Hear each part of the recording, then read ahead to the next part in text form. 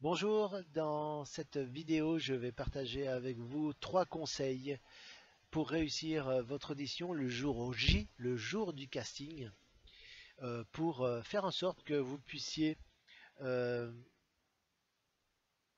donner le meilleur de vous-même dans l'exécution de votre scène face à la caméra le jour du casting. Et je vous dirai à la fin de cette vidéo aussi comment faire votre présentation, comment la faire de manière efficace. Et là, je vous donnerai un exemple, et je la ferai pour vous, je vous ferai une simulation de situation. D'accord? En attendant, on revient aux 3 conseils que j'ai à partager avec vous, que vous pourrez appliquer dès maintenant après avoir vu cette vidéo. 3 conseils pour réussir l'audition. En tout cas, des erreurs à éviter, vous allez voir, c'est crucial. 1. Jouez votre scène sans votre texte devant vous. Ça peut paraître un peu particulier comme conseil, mais je vous assure que ça m'est arrivé en tant que réalisateur de faire passer le casting à quelqu'un qui jouait encore sa scène avec sa feuille devant.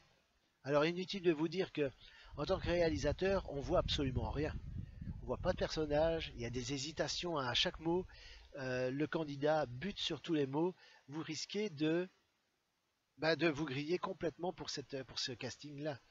Et en plus pour les autres, parce que si dans la salle, il y a un directeur de casting qui vous voit et qui voit que vous avez ce genre d'attitude-là, il ne risque pas de vous rappeler pour vous recommander à d'autres professionnels. Donc vous voyez, si vous faites ça, vous vous grillez quasi définitivement. Vous aurez beau chercher des castings, on va vous voir débarquer en disant encore celui-là, et il n'a pas raccroché depuis le temps. Voilà. Si vous avez envie d'avoir cette image de marque, bon bah continuez comme ça, mais je pense pas que ce soit votre but. D'accord? Donc évitez de faire ça, parce que ça vous grille pour le casting que vous passez, mais pour les futurs. Donc faites très attention, c'est vraiment crucial. Alors deuxième conseil, évitez les faux démarrages et s'interrompre. Arrêtez de jouer par exemple. Vous voyez, éviter les faux démarrages, bah, c'est par exemple, vous commencez à jouer votre scène, d'accord? Et vous butez sur un mot, ou vous accrochez sur un mot, alors le réalisateur ne s'en est pas nécessairement aperçu, mais vous stoppez, vous arrêtez de jouer. Il n'y a rien de pire qu'un comédien qui tout d'un coup arrête de jouer parce que ça se voit. C'est tout d'un coup, ça se marque sur le visage, vous voyez? Donc, n'arrêtez pas de jouer, continuez.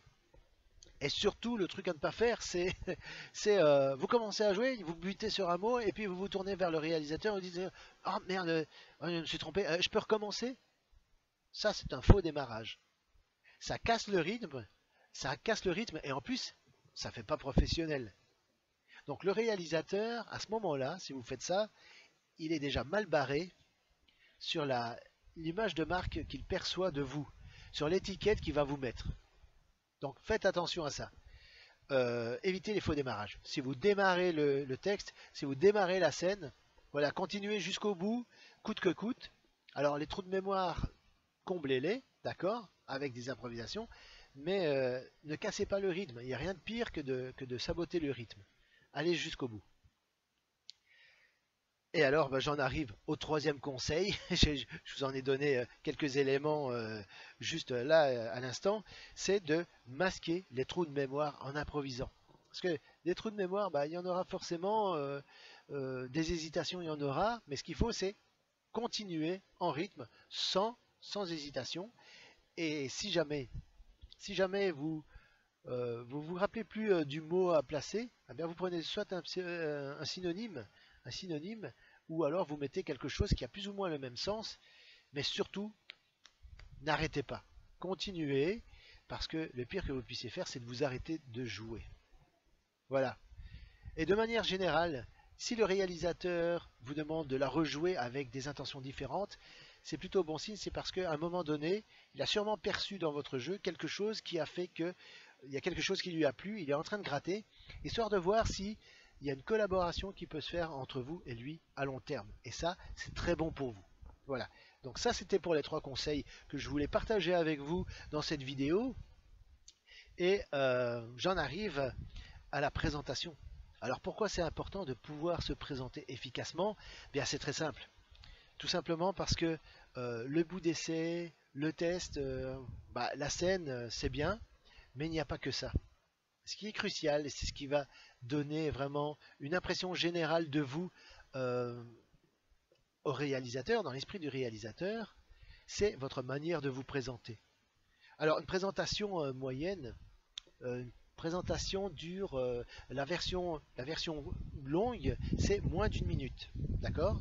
Maintenant, la version courte, c'est moins de 30 secondes. Si on vous dit, voilà, présentez-vous en quelques lignes, en quelques mots, vous devez opter pour la version la plus courte possible. D'accord? Alors, je vais vous faire un exemple là maintenant. C'est par exemple, bonjour, je suis Christophe Weyert. J'ai participé à des tournages de publicité, de clips vidéo pour des chansons. J'ai participé à à des pubs, à des publicités pour différentes marques, et vous pouvez citer les marques, ça c'est possible. Et vous pouvez dire aussi, j'ai participé au tournage de courts-métrages, de longs-métrages. Alors si vous avez des noms à donner de metteurs en scène, de réalisateurs, eh bien, vous pouvez les donner. Et aussi si vous avez des expériences théâtre. Voilà, j'ai fait aussi, j'ai joué dans telle pièce, Le bourgeois gentilhomme de Molière. J'ai travaillé aussi sur la scène de Malade imaginaire de Molière. Et vous pouvez citer le nom du metteur en scène qui a mis en scène, par exemple. Et si vous avez fait des formations, vous pouvez citer après les formations, tout votre cursus. Vous avez fait l'académie, vous avez fait des formations avec des gens bien précis, avec des professeurs bien précis. En plus, s'ils ont de la notoriété, c'est bon de les citer, c'est très bien, mais allez à l'essentiel. Après, en tout dernier, vous pouvez parler de vos loisirs. Voilà, j'aime la lecture, j'aime bien lire les livres, j'aime bien aller au cinéma, j'aime bien voyager, j'aime bien la pêche, etc. Mais vous allez à l'essentiel tout de suite. Alors maintenant, comme en général les acteurs n'aiment pas trop parler d'eux-mêmes, c'est une phase cruciale qui donne une idée de ce que vous êtes vraiment. Donc c'est une étape importante, la présentation. Et ça, encore une fois, j'en parle longuement dans dans la formation, dans ma formation à devenir un casting winner. J'en parle et je dis les éléments à dire et pourquoi c'est important de les dire et pour quelles raisons. Voilà.